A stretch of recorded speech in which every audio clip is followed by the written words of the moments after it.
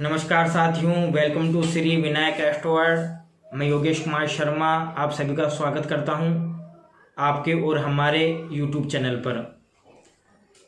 साथियों, जब किसी के घर में किसी शिशु का जन्म होता है, चाहे वह कोई रिश्तेदार हो, मित्र हो, क्लाइंट हो, और चाहे वह आप जैसे प्यारे दर्शक हों, तो वे सभी हमसे पूछते हैं कि आप हमारे बच्चे की कुंडली देख करके बताइए कि हमारे बच्चे की कुंडली कैसी है।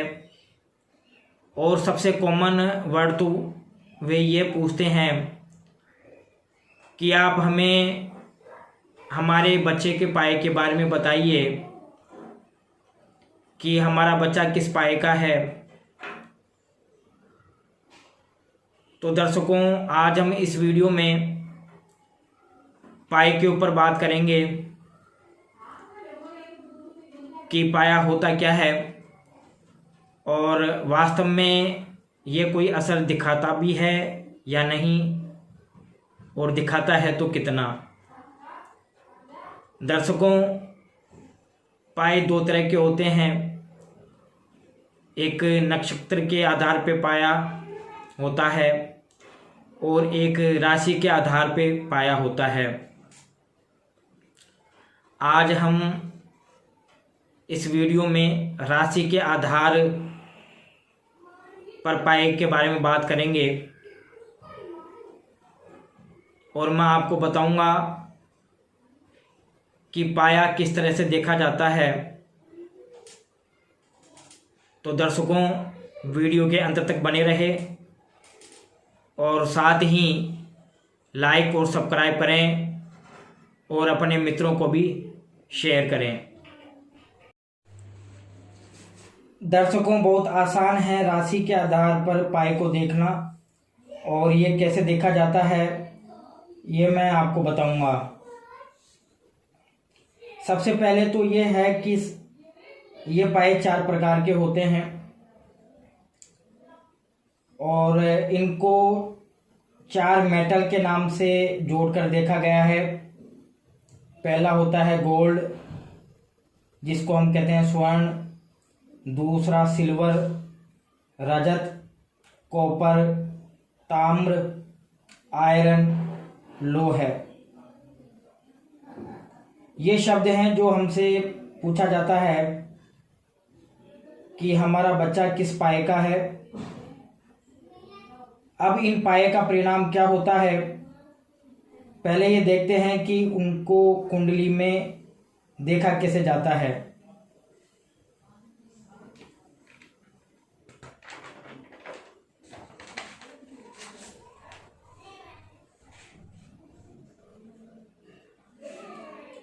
दर्शकों, अपनी कुंडली में चंद्रमा को ध्यान में रखिए और अपने लग्न को ध्यान में रखिए। चंद्रमा की स्थिति को देख करके हम बता सकते हैं कि उक्त जातक किस पाए का होगा। दर्शकों, यदि 1, 6 और 11वें घर में चंद्रमा हो तो वह सोने का पाया कहलाता है। उस जातक का पाया सोने का होता है। 2, 5, 9वें घर में हो चंद्रमा तो वह रजत पाया कहलाता है। 3, 7 और 10वें घर में चंद्रमा हो तो वह ताम्र पाया कहलाता है। 4, 8 और 12वें घर में हो चंद्रमा तो वह लोहे का पाया कहलाता है। इसके अलावा शनि का पाया भी निकाला जाता है। इसके बारे में और कभी बात करेंगे। तो इन पाए का फायदा क्या होता है, इनको क्यों देखा जाता है। अगर मैं किसी से भी पूछूं कि इन धातुओं में सबसे महंगी धातु कौन सी है, तो वे बताएंगे कि स्वर्ण सबसे महंगी धातु है, और सबसे सस्ती पूछूं तो बताएंगे कि लोहे की है। तो जो सबसे महंगी धातु होती है उसमें अगर किसी बच्चे का जन्म होता है तो ये माना जाता है कि उसको जीवन के सभी सुख मिलेंगे। दर्शकों, सभी सुख मिलेंगे का मतलब आर्थिक रूप से वह जातक बहुत संपन्न रहेगा, लेकिन शारीरिक रूप से वो कमजोर रहेगा, बीमार रहने की संभावना रहती है। ऐसा क्यों होता होगा? देखिए, जब लग्न में ही चंद्रमा विराजित हो और कहीं पाप प्रभाव उस पर आ गया तो आपकी मन स्थिति भी गई और आपका लग्न भी दूषित हो गया। इसलिए कहा जाता है कि जातक के बीमार रहने की संभावना ज़्यादा रहती है। वहीं अगर चंद्रमा 6वें भाव में हो तो रोग भाव में होने के कारण ये कहा गया कि रोगी होने की संभावना ज़्यादा है या मन स्थिति रोगी वाली रहेगी। 11वां घर, जैसा कि हम जानते हैं, 6वें से 6वां है। इस वजह से 11वें घर में भी यह कहा गया है कि व्यक्ति के बीमार रहने की संभावना रहती है। वहीं अगर लोहे का पाया है तो ये शारीरिक रूप से व्यक्ति को सक्षम बनाता है, स्ट्रॉन्ग बनाता है, परंतु इसकी वैल्यू मार्केट में नहीं है। मतलब जिन बच्चों का लोहे का पाया है उनके लिए कहा जाता है कि उनकी फाइनेंशियल कंडीशन कमज़ोर होती है, आर्थिक तंगी देखनी पड़ सकती है ऐसे जातकों को जीवन में, लेकिन शारीरिक रूप से सक्षम रहेंगे। ऐसे जातक शारीरिक रूप से सक्षम रहते हैं लेकिन उनकी फाइनेंशियल कंडीशन बहुत कमज़ोर होती है। इन दोनों के बीच में 2 मेटल और हैं दर्शकों, तांबे का और चांदी का। अगर आपका चांदी का पाया है तो आपकी सेहत भी अच्छी रहेगी और पैसा भी ठीक ठाक रहेगा। यही कंडीशन तांबे के पाए में भी होती है।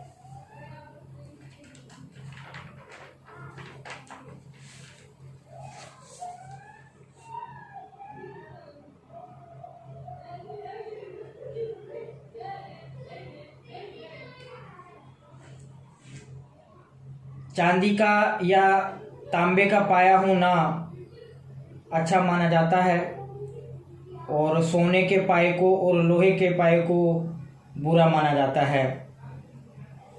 दर्शकों, इससे हमें ये तो पता लग गया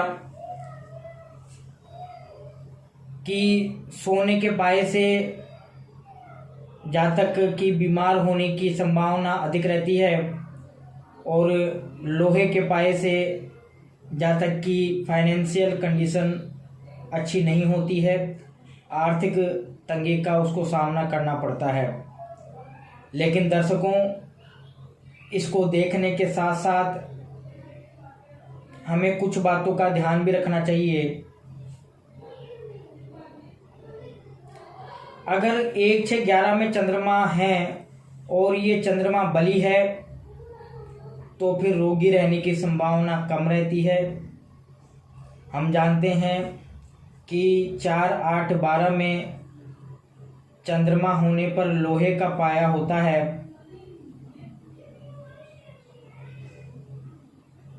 अगर चौथे घर में चंद्रमा है और वह स्वराशि का या उच्च का हो,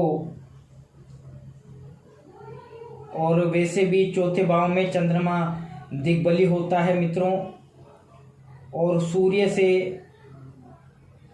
चंद्रमा की दूरी ज़्यादा हो तो हम ये कह सकते हैं कि चंद्रमा पूर्णिमा के प्रभाव में है और पूर्णिमा के आसपास ही जन्म हुआ होगा।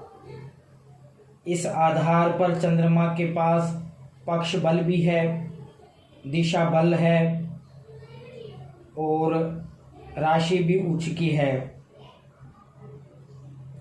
और इस स्थिति को देखकर भी हम सामने वाले को डरा दें कि आपके बच्चे का लोहे का पाया है, उसे जीवन में आर्थिक तंगी झेलनी पड़ेगी, उसकी फाइनेंशियल कंडीशन खराब रहेगी, तो ये कहना गलत होगा मित्रों।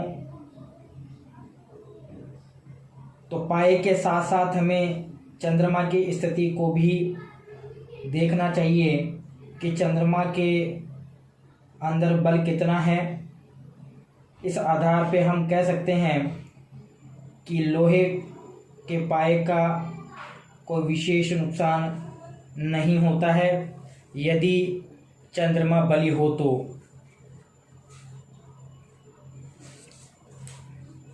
अब इसी को हम एक एग्जाम्पल के माध्यम से देखेंगे और इसे समझने का प्रयास करेंगे।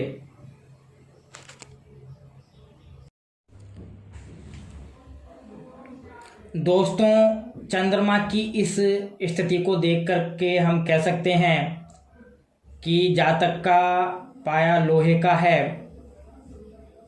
और लोहे का पाया होने से जातक की फाइनेंशियली कंडीशन खराब होगी, उसे आर्थिक तंगी का सामना करना पड़ेगा, क्योंकि 4, 8 और 12वें घर में चंद्रमा के होने पर लोहे का पाया बनता है। लेकिन दर्शकों, यहाँ पर चंद्रमा अपनी खुद की राशि में है, कर्क राशि में है, और सूर्य से 8 घर आगे है और गुरु की 5वीं दृष्टि भी चंद्रमा पे पड़ रही है। तो इसको देख करके हम कह सकते हैं कि यह शुक्ल पक्ष का चंद्रमा है और इस चंद्रमा के अंदर बलाबल भी है। शुभ ग्रहों से यह चंद्रमा दृष्ट है। इसके साथ साथ सूर्य से अधिक दूरी होने पर ये चंद्रमा पूर्णिमा के प्रभाव में है और इसको देख करके हम कह सकते हैं कि जातक का जन्म पूर्णिमा के आसपास हुआ होगा। तो दर्शकों, निसंदेह है 4, 8 और 12 भाव में होने पर लोहे का पाया बनता है। लेकिन यदि चंद्रमा में पक्ष बल हो, वह स्वराशि का हो, उच्च की राशि का हो, तो ये कह देना कि जातक की फाइनेंशियल कंडीशन खराब होगी, यह गलत होगा। दोस्तों, हम सभी जानते हैं कि चतुर्थ भाव में चंद्रमा को दिग्बल प्राप्त होता है और इस कारण यह चंद्रमा बली है। यदि चंद्रमा पर पाप ग्रह की दृष्टि ना हो, चंद्रमा शुक्ल पक्ष का हो, बलाबल के साथ बैठा हुआ हो, तो लोहे का पाया होने के बावजूद भी उस जातक की फाइनेंशियल कंडीशन खराब नहीं होगी, क्योंकि यहाँ पर चंद्रमा बलाबल के साथ बैठा हुआ है।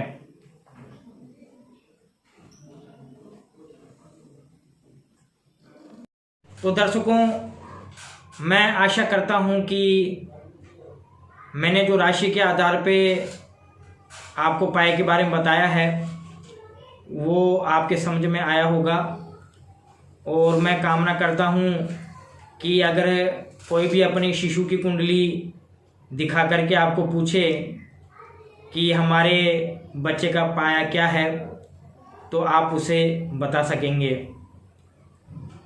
तो दर्शकों, आपको हमारा ये वीडियो कैसा लगा हमें कमेंट पर बताना ना भूलें, और साथ ही बेल आइकन पर प्रेस करें ताकि हमारे अगली वीडियो का नोटिफिकेशन आपको मिल सके। धन्यवाद।